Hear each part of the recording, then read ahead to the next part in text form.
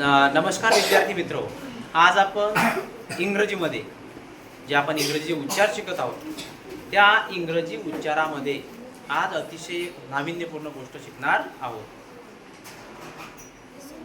तर त्या गोष्टीसाठी तुम्हाला तयार राहायचं आहे.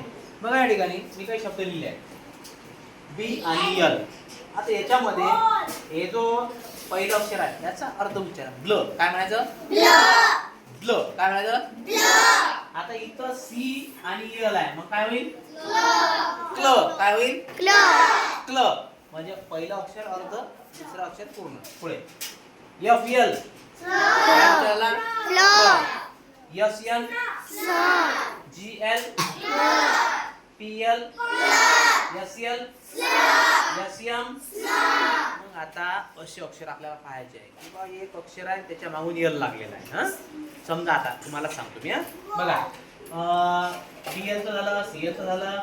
बरं, आता समजा असं असलं बाळांनो, समजा असलं डी एल, जर असलं डी एल काय होईल? मग काय होईल? काय होईल? हा, एफ. जी चं पाहिलं आपण. एच चं काय होईल? एच एल चं समजा असलं तर आता हो त्याने ल हल्ल. काय होईल? ल ल असं होईल. हल नाही, ल असं होईल. हा, मग आता आपल्याला काय असे शब्द पाहिजे? एच आय जे के. आता के एल असलं तर काय होईल सांगा बरं? काय होईल रे? काय होईल? ल. आहे की नाही? मग आपल्याला असे शब्द पाहिजे. आणि बघा बाळांनो, याच्यावर आधारित खूप असे मग शब्द आहेत. समजा आपला प्ले झाला, ग्लॅड झाला, ग्लूम झाला, असे पुष्कळ शब्द आहेत.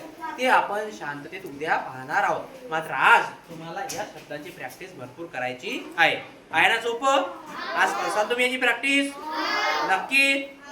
चला, व्हेरी गुड. तर आज आपण अशा प्रकारच्या शब्दांची प्रॅक्टिस करणार आहोत आणि त्याच्यावर आधारित जे शब्द आहेत ते शब्द आपण उद्या शिकणार आहोत.